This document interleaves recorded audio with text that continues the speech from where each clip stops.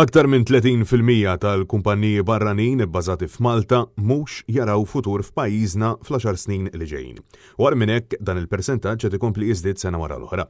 Dan ħareġ mit-18 edizzjoni tal-Malta Attractiveness Survey stħarriġ kummissjonat mid-ditta EY fejn intwera kif 69% tal-investituri barranin jaraw lil Malta bħala pajjiż attrajenti biżżejjed sabiex jissoktaw bl-investiment fih.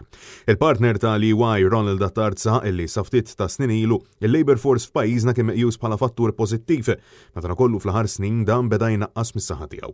Qed jiġi nnotat ukoll nuqqas ta' ħiliet fuq il-post tax-xogħol b'34% biss qed jesqu illi qed isibu ħiliet speċjalizzati fil-qasam tan-negozju. Wasa illi r-reazzjoni naturali tkun illi tfittex lil hemm il-pajjiż madankollu hemm bżonn illi tinstab soluzzjoni effettiva sabiex dan ma jaffettwax il-kwalità tal-ħajja tagħna għaliex dejjem iridu nżommu f'moħħna iċ-ċokon fiżiku ta' pajjiżna. Attar sostna wkoll li ċ-ċittadini jidhru li qed iħossu lejja ta' kostruzzjoni kontinwa u żvilupp mhux sostenibbli filwaqt li staqsa jekk il-klima soċjali u l-infrastruttura eċċellenti tat-telekomunikazzjoni f'pajjiżna hux biżżejjed biex nikkonvinċu aktar investiment barrani jibqa' jew jiġi f'pajjiżna.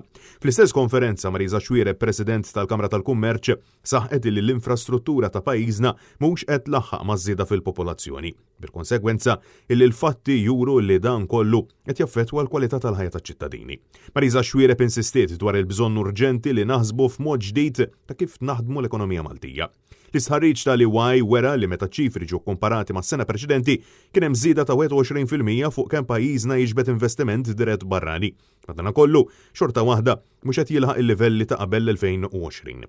L-akbar riski li l-kumpaniji jaraw li jaf jaffettwa lil Malta fit-3 snin li ġejjin huma nuqqas ta' ħiliet fil-qasam tax-xogħol b'54%, filwaqt li 36% jemnu li l-problema ir-reputazzjoni. Ġi spjegati li l-aktar ħaġa li qed iżżomm impjegati barranin milli jiġu jaħdmu Malta huma il-prezzijiet elevati ta' djar kif ukoll l-għoli tal-ħajja.